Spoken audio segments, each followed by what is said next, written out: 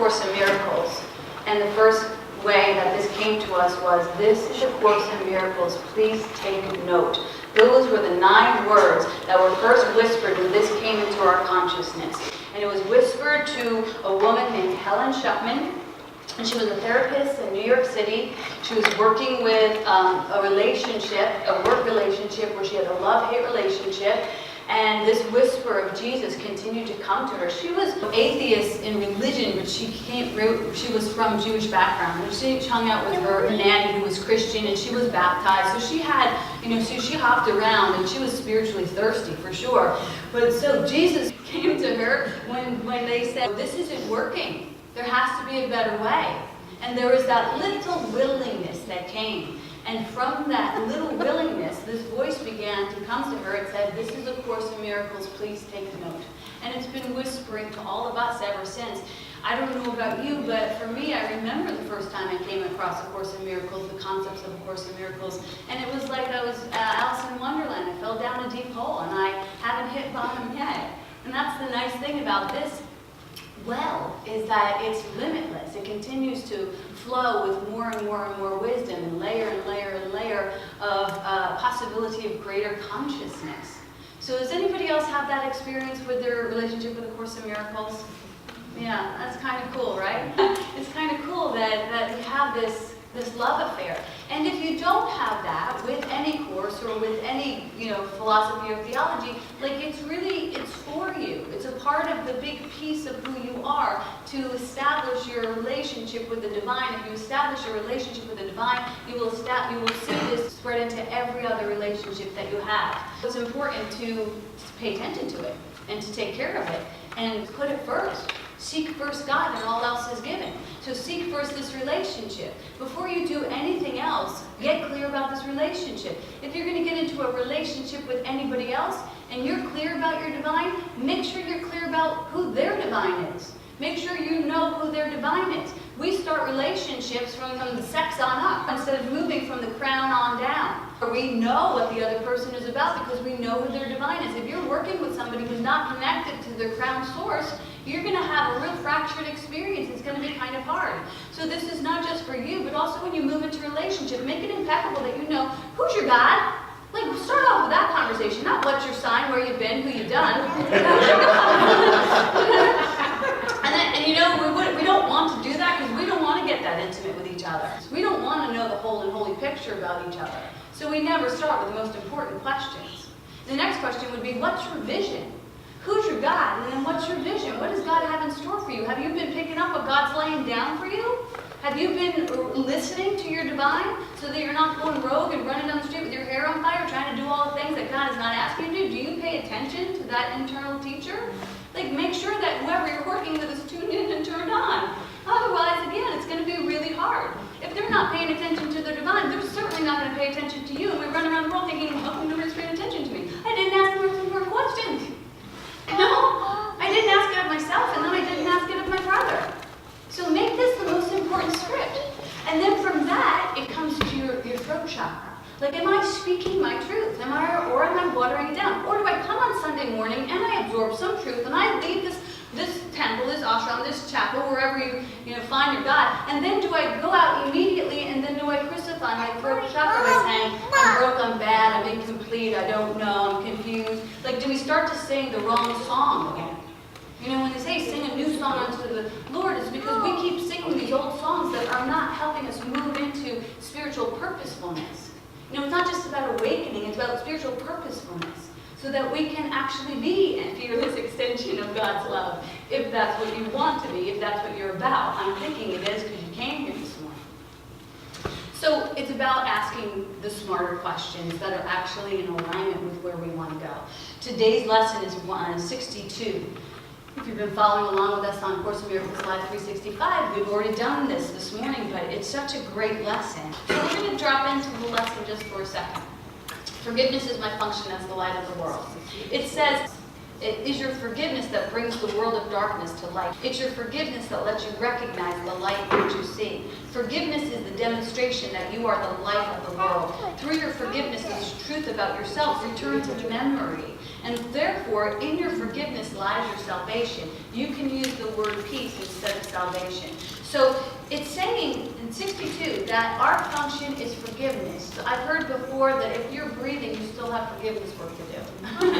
So we all have forgiveness work to do. And there's no shame in that. There's somebody in our heart right now that we want to crucify, that we want them to be different, that we want them to change. I'm inviting you to think about that person, call them to mind.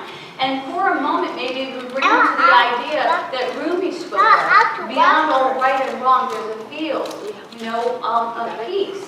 I'll meet you there. And so if you bring that person to mind and say, I want to meet you in that field, it doesn't mean you're going to forgive them. It only means I'm willing to have the Holy Spirit do the forgiveness work so that I can be free. Because I'm here to be a light. And if I carry unforgiveness, that is the only thing that will block the light. And so that's our function. In the same way that a knife's function is to cut, our function is to bring light into the world. And we do that by forgiveness. And the reason that it's done through forgiveness is because forgiveness lets everything go. So the light can just shine. If you come encumbered with stories, with scenarios, with resentments, with he did, she did, this isn't working, this isn't right, you literally block your light. And if you think to yourself, I only have one job, which is to be in the light of the world, I should really get clear, quote unquote clear. And the way that we get clear is through forgiveness. It's not an easy thing to do, because most of our unforgivenesses feel there's so much rationalization behind it. We make real lies, rational lies. These are lies. They're not the truth. They're not the truth about a brother. They're not the truth about ourselves. They're simply a perception that we've taken on. Why? We think we've taken on because we've been done wrong, but we've taken it on because we're afraid of our relationship with God. That's it. So we move through these relationships that are fractured so we can distract ourselves and look real busy in this plane of existence. And we can say, well, sorry God, I'm too busy, I'm too busy crucifying your kids. That's not work that we have to do. We get to do that work because on the other side of defense is everything. Is everything. And you've experienced that already when you've experienced true forgiveness. And I'm sure each of you have had that experience where you said, I'm going to let this go so that I can grow, so that I can glow, so that I can be who I'm here to be. So the second paragraph says, illusions about yourself and the world are one. Illusions about yourself and the world are one. So if you have an illusion about the world, it's because you have an illusion about yourself. Let's break down the word illusion. It starts off with ill. Okay? It's a sick perception of the world. Okay? The next part is you. Who has it? You. Right? And then, if we took out the O, because we're no longer surprised by it, the only letters that are left are sin. S-I-N. So it's an ill thought that you have sinned. You have not sinned. You are holy. So get back to the O. I'm holy? Yeah. That's the only word that's right there, is the O. So if you are in the illusion of the world, it's based on the body, the physicality, and if you're immersed in the illusions of the world, then you are also in the state of illness. Illness. That's where you're at. You could be in your state of wholeness by saying, oh my God, you are so good that this problem, this wrinkle, this riddle is not my job to figure out. I'm handing it over to you. I don't have to carry anything. I'm the light of the world. Please do your job, and I promise to do mine, which is not to pick up any more crucifixions or judgments against your sons and daughters. I can handle it. Are you sure? Yes. But just 1 minute, I'm going to fall asleep. Because that's what we do. I mean, as we're here, and we just have compassion with that, we fall asleep, and then we wake up. And then we fall asleep, and then we wake up. So the only thing that we really have to work on is consistency. It goes on to say that every attack that you call upon your own weakness, while each time you forgive, you call upon the strength of Christ within you. Christ is synonymous with light. So you call upon the light within you every time you forgive. Every time you attack, you call upon weakness. And so attack makes you weaker and weaker and weaker and weaker and weaker until you're fragmented. The only thing that can harm us are our own things. That's the only thing that harms us. Your only problem is you. I hate to say it, but that's the truth. My only problem is me.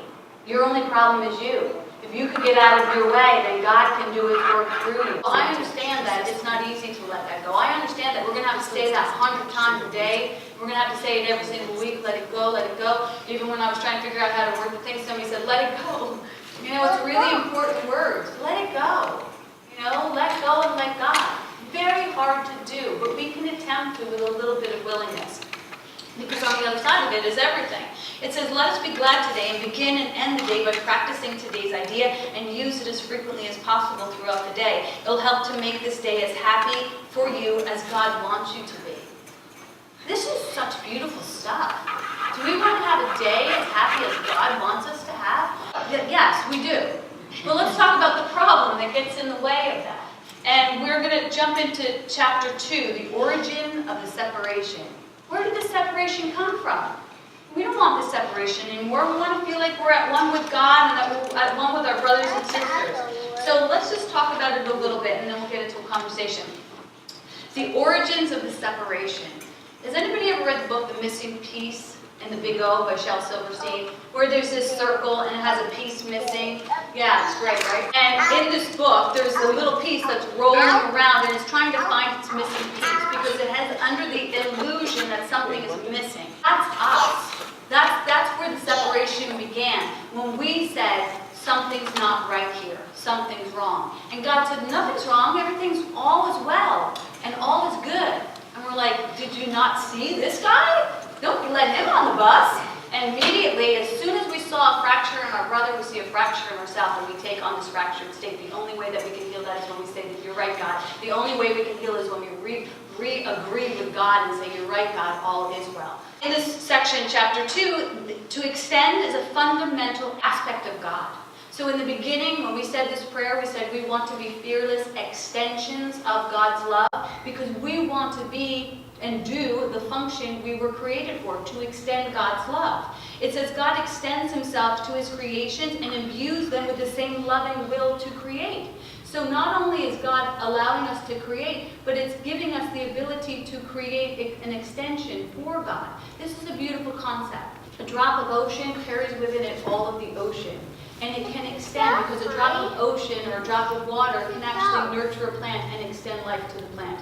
A ray of the sun comes from the sun, and it can extend because when light hits anything, it gives it rebirth and it illuminates things. A branch from a tree, it extends the tree.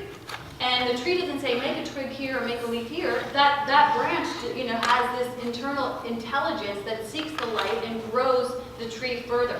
If the water says, I'm no longer one with the ocean, it will evaporate. If the ray says, I don't have a source in God, it cuts itself off. It's gone. It ceases to be. If the branch gets amputated from the tree, it's done. So that's what our separation looks like for us. And then we try to still create from that fractured state, and it's not possible. So why do we separate from God? It says in this section, the Garden of Eden, or the pre-separated condition, was a state of mind in which nothing was needed. So in many philosophies or theologies, we have this story of the Garden of Eden where all was well. This is heaven. This is holiness. This is where God said all is well. And then it says Adam listened to the lies of the serpent, and all he heard was untruths. And it says you do not have to continue to believe that what is not true, that what is not true is true, unless you choose to do so. So what did the illusion say? It said, something's missing. Something's not here. And God said, because I love you, I'm giving you freedom of choice. I'm giving you freedom to choose all that is everything. But also because I love you, you can choose nothing. Because that's true choice. If I was just going to have you choose me, that's not choice. I'm going to let you choose me and not me. And the serpent said, choose not me. And we're like, okay, let's just see what this thing is in the not me. Let's see if that branch can continue to create without the tree. Let's see if that ray of sun can continue to move on without the light of the sun. Because then we can have specialness. Then we can have our own authority. And then we can, really see if we're large and in charge instead of having a God that's large and in charge. We don't really want that.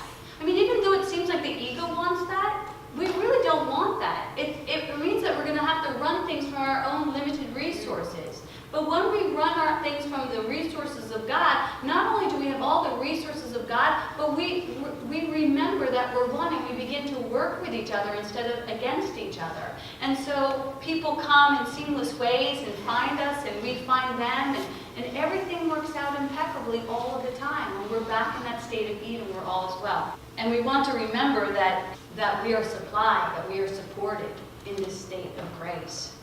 I know it's sometimes hard to get back to that space of Eden. Now, the only thing we have to give up in order to remain there is judgment. That's it. So the little serpent, it's just a symbol. It said something's missing. How did it know that? It made a judgment. That's all. And God said, everything is here. And we took on this judgment. And we judged against that everything was here. We assume that something is missing, and we go about the world looking for this missing piece. It feels very uncomfortable for us to create that way. And so we actually can't create that way. We only begin to make things up until we return to our holiness, where we, again, re-agree with God. Now, the reason that those things separate themselves from God is we've been given a story by the serpent, by the fear, by the ego, whatever you choose to call it, that once we got separate from that source, then that fear stood at the doorway and said, there's no going back, you're going to be in big trouble. God is pissed at you. And God stands outside, looking in like a snow globe at you, going, no, I'm not pissed at you at all. And that's where the prodigal son story comes in. It's like, if you come back to me, you're all is well. But God can't get to that because we're blocked by the fear of the ego that says God's pissed at you. So God gets the worst PR, and she did nothing to deserve it. She said, you're good, beautiful, and holy, and she has yet to change your mind. And so all we need to do is reestablish ourselves and move past fear and say, I'm good, beautiful, and holy. I'm going home to my Father. I don't need to be dabbling in the ramblings of a madman. I'm a holy child of God. This is my truth and my whole truth. Nothing outside of me can fix me. This is preordained. I am a teacher of God. I am a knower of love. And I am going here to demonstrate miracles and nothing short of it. Now get up out of my way. In all of the ways that we think God is against us, the truth is God is our friend. God is our beloved. Reminds me of that story of Billy and I were just watching the other day. What was it? Toy Story? Yes. And the moral of that story is that God says to us, you got a friend in me. You got a friend in me. You got a friend in me. Don't fear me. I'm your friend. And that's the word.